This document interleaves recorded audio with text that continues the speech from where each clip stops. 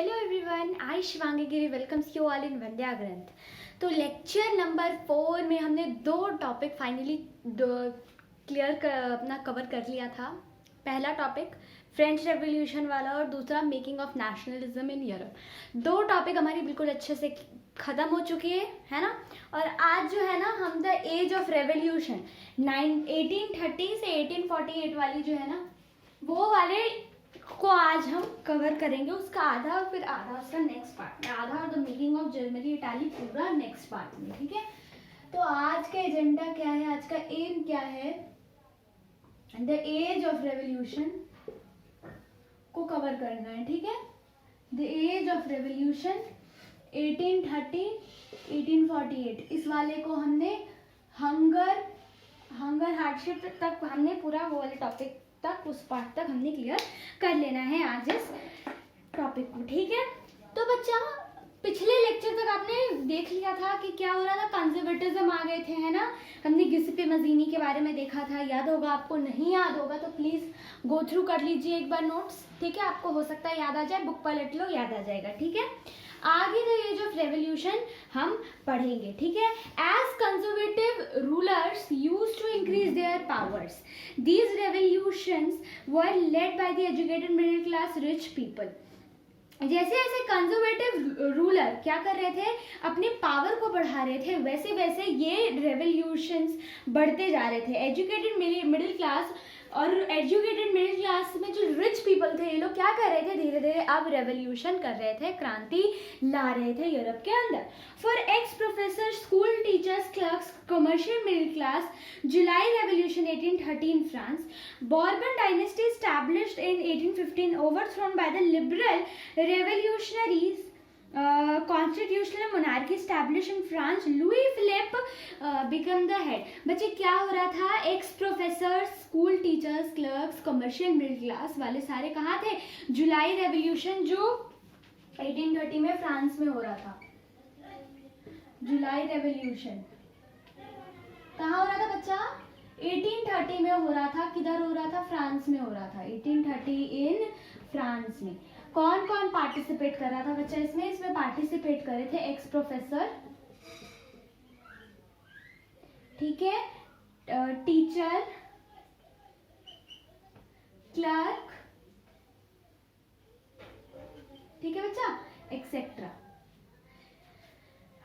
आगे है Bourbon dynasty established in 1815। Bourbon dynasty आ गई थी और बॉर्बन डायनेस्टी के लुई फिलिप राजा बन चुके थे। कहाँ पर, फ्रांस में 1815 में। ठीक है, Duke Metternich said when France sneezes, rest of Europe catches cold. Example, July Revolution in France inspired a struggle in Brussels. As a result, Belgium broke away from the kingdom of Netherlands। बच्चा हुआ क्या ना, Duke मेटरनिच, chancellor Duke मेटरनिच के बारे में last में मैंने आपको बताया था, लास्ट वीडियो में उन्होंने एक स्टेटमेंट दिया था, क्या, when France sneezes the rest of the Europe catches cold. मतलब क्या है, मतलब जब फ्रांस छींकता है ना तो पूरे यूरोप को सर्दी हो जाती है। इसका मतलब है कि फ्रांस जो आज करता है ना उसका प्रभाव कल पूरे यूरोप में दिखाई देता है। कैसे, तो जब जुलाई रेवोल्यूशन हुई फ्रांस में तब क्या हुआ, ब्रुसेल्स की बात की थी, इससे इंस्पायर होके ब्रुसेल्स में भी रेवोल्यूशन हुए।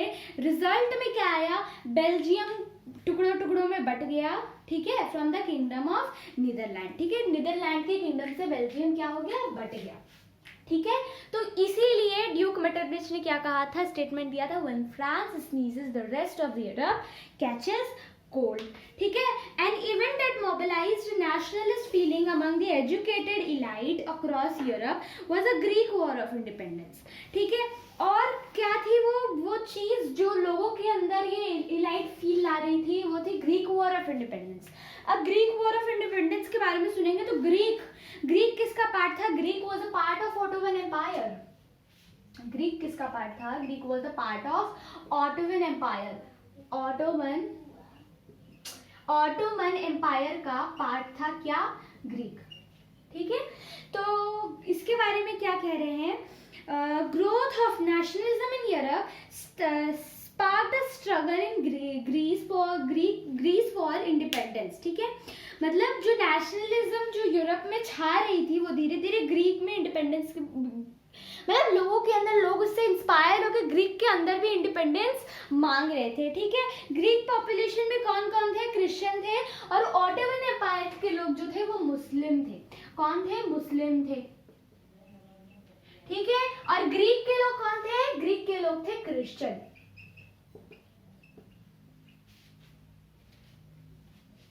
Greek nationalists received support from Greek living in exile। बच्चे ग्रीक के नेशनलिस्ट लोगों को सपोर्ट कहाँ से मिल रहा था? वो उन लोगों से मिल रहा था जो कि ग्रीक के ही लोग थे और जो कि कहाँ रह रहे थे? वनवास में रह रहे थे, एग्जाइल में रह रहे थे। Poets and author called Greek cradles of European civilisation. Poet और ऑथर ग्रीक को क्या कहते थे?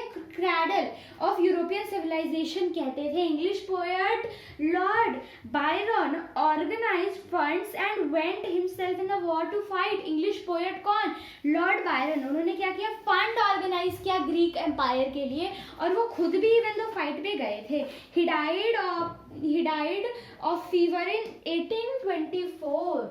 वो 1824 में फीवर के कारण मर जाते हैं। कौन मर जाते हैं? Lord Byron. ठीक है, ट्रीटी ऑफ कॉन्स्टेंटिनोपल। कॉन्स्टेंटिनोपल को आज हम इस्तांबुल के नाम से जानते हैं। इन 1832 डिक्लेयर्ड ग्रीक इंडिपेंडेंस। तो बच्चे कौन ग्रीक को इंडिपेंडेंस घोषित करता है? Basically treaty of Constantinople. Treaty of Constantinople.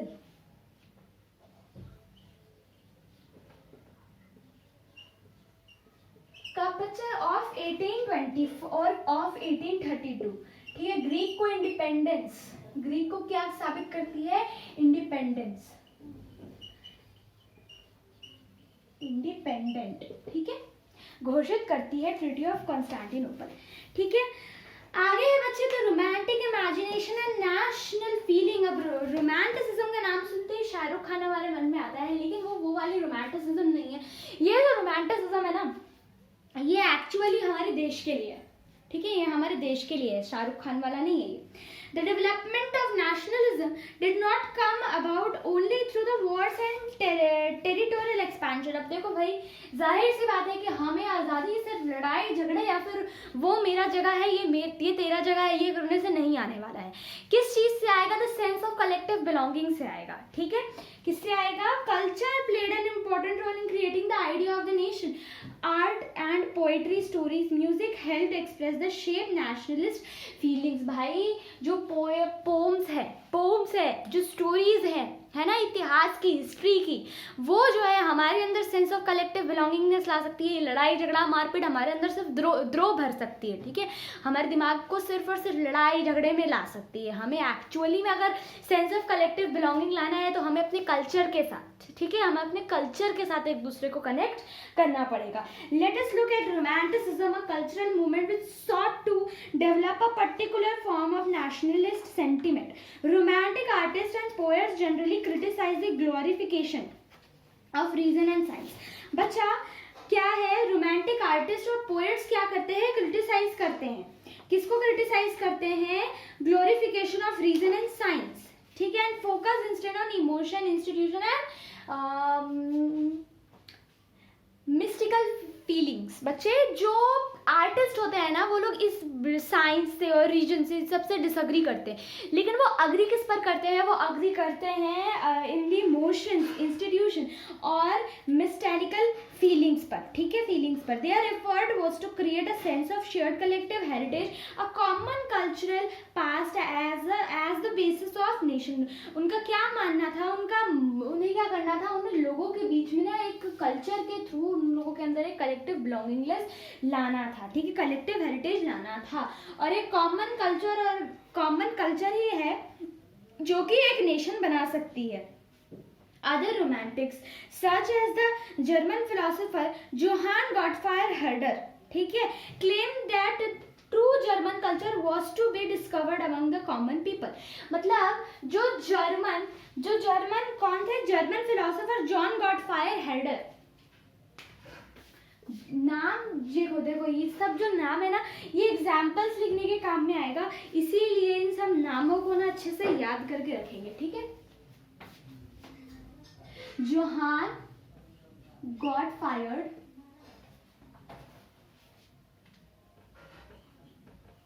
Header. ये कौन थे?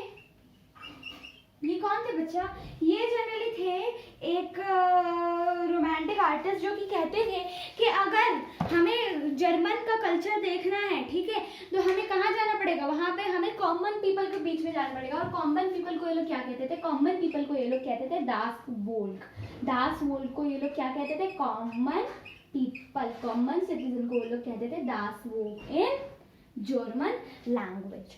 ठीक है, it was through folk songs, folk poetry, folk dances that true spirit of the nation was popularized. So collecting and recording these folk forms of folk culture was essential to project the nation building. ये कहते थे, इन लोगों का मानना था कि folk songs, फोक poetries, ठीक है, फोक डांसेस, वो क्या है? एक नेशन की ट्रू स्पिरिट है।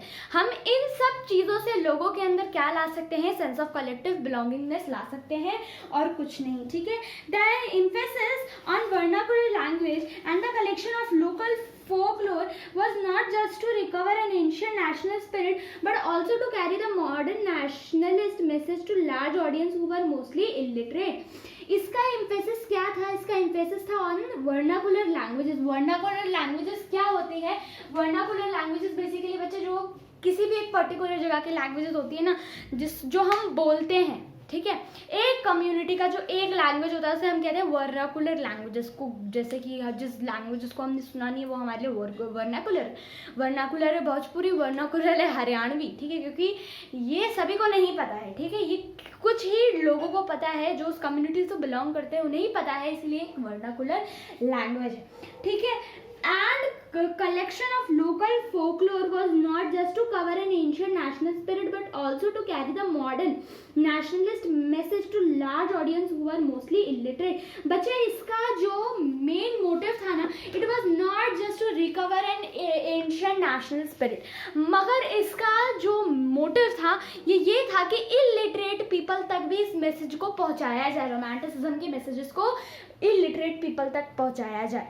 ठीक है, this was especially so in the case of Poland, which had been partitioned at the end of the 18th century by the great powers Russia, Prussia and Austria.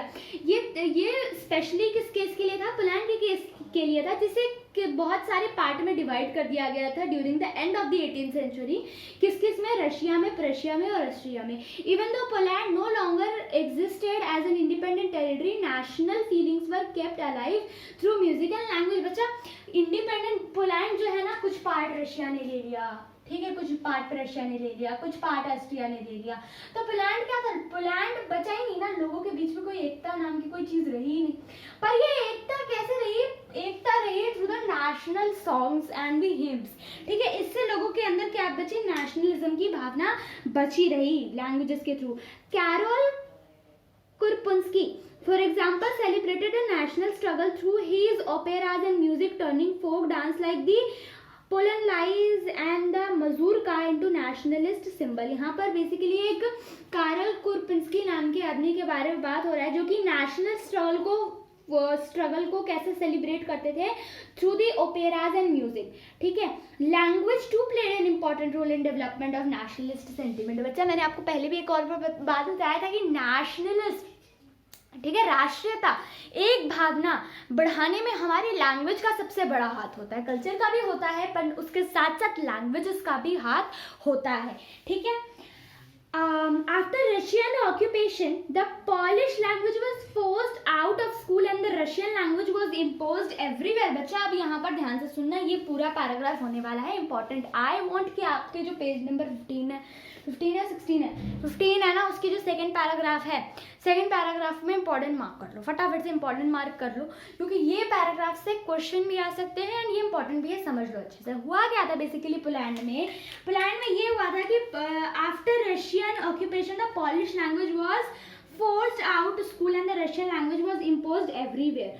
हुआ ये था कि Russian occupation के दौरान, ठीक है, उसके बाद पॉलिश लैंग्वेज को क्या कर दिया गया था, बंद कर दिया गया था, और रशियन लैंग्वेज को हर जगह पर क्या लागू कर दिया गया था। इन 1831 N armed rebellion against Russian rule took place which was ultimately crossed.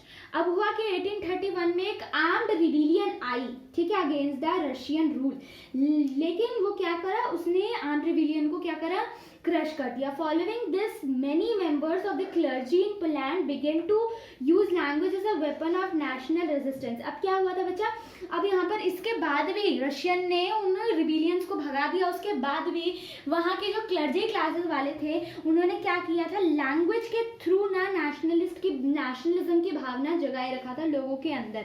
Polish was use for church gatherings, अगर चर्चेज में जाना है रिलीजियस इंस्ट्रक्शन के लिए पॉलिश लैंग्वेजेस को यूज किया गया। As a result a large number of priest and the bishops were put in jail or sent to Siberia by the Russian authorities as punishment for their refusal to preach in Russian। बच्चा अब हुआ क्या इसके बाद ये हुआ कि large number of priest को और बिशॉप्स को, ठीक है, क्या जेल में भेज दिया गया या फिर साइबेरिया भेज दिया गया है रशियन अथॉरिटी के द्वारा। क्यों? क्योंकि उन्होंने क्या किया, रशियन लैंग्वेज के बजाय किस लैंग्वेज में बात की, पॉलिश लैंग्वेज में बात करी, ठीक है। इसीलिए आगे है hunger, hardship and the popular revolt.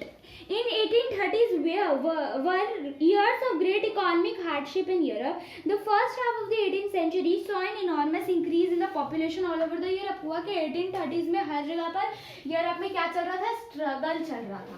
1830 में हर जगह पर यूरोप में क्या था, हर जगह में यूरोप में स्ट्रगल ही स्ट्रगल देखने को मिल रहा था, है ना। लोग कितना संघर्ष करें, जिंदगी में इतनी स्ट्रगल थी यूरोप के, है ना। The first half of the 19th century saw an enormous increase in the population all over the Europe। Europe के अंदर पॉपुलेशन भी बढ़ी जा रही थी, है ना, लोगों की जनसंख्या बढ़ी जा रही थी। आगे क्या है, आगे है most countries that were more seekers of job than employment. अब हुआ क्या था, जितनी वो नहीं थी ना, जितनी रोजगार नहीं थी उतने तो पॉपुलेशन था। रोजगार मीन्स एम्प्लॉयमेंट, जितनी काम नहीं थी ना उससे कई ज्यादा तो काम मांगने वाले थे। ये हाल था यूरोप के, ठीक है। After population form, rural areas migrated to cities to live in overcrowded slum। हुआ क्या, पॉपुलेशन रूरल एरिया से उठ के कहाँ आ गई, सिटी में आ गई। माइग्रेशन हुई कहाँ से, गांव से माइग्रेशन हुई शहर के अंदर, और शहर के अंदर लोग झुग्गी झोपड़ी बनाकर रहने लगे थे, क्योंकि भाई रहने का जगह ही नहीं था तो कहाँ जाते, है ना। आगे क्या है, small producer in towns were often face with stiff competition from imports of the cheap machine made goods from England where industrialisation was more advanced than on the continent. अब बच्चा हुआ कि स्मॉल प्रोड्यूसर, थोड़े cheap producers के भी क्या हाल हो रहे थे, उन्हें भी लग रहा था कि भाई मार्केट में तो बहुत कॉम्पिटिशन है। छोटा सा कोई मशीनी उत्पादन करना हो तो उन्हें भी ऐसा लग रहा था कि भाई मार्केट में कितनी कॉम्पिटिशन है, क्योंकि लोग बहुत ज़्यादा आ गए थे, है ना, मार्केट में एक ही तरीके के बिजनेस करने वाले। अब कुछ दिख तो रहा नहीं, तो सब छोटे छोटे काम में ही लग गए थे।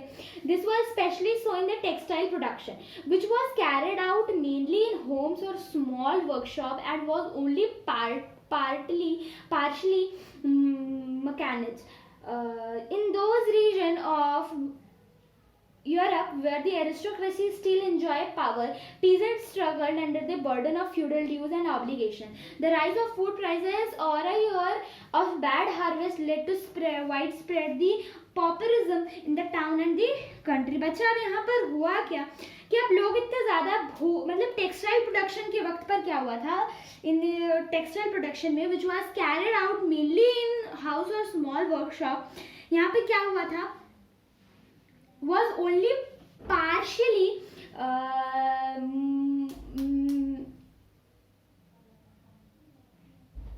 बच्चे यहाँ पर हुआ क्या है ना कि ये वर्ड थोड़ा सा क्लियर नहीं है, ठीक है। तो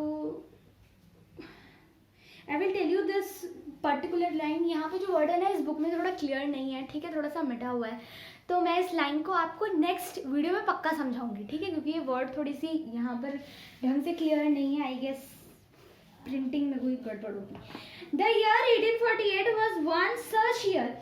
Food shortages and widespread unemployment brought the population of Paris out on the road। हुआ कि 1848 के लगभग 1848 में एक ऐसा साल रहा था, one such year।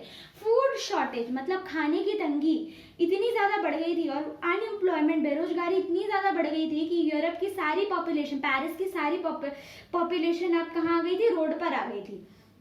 Barricades were erected and Louis Philippe was forced to flee. अब क्या हुआ था, लुई फिलिप को लोग कह रहे थे बाहर निकालने के लिए, ठीक है।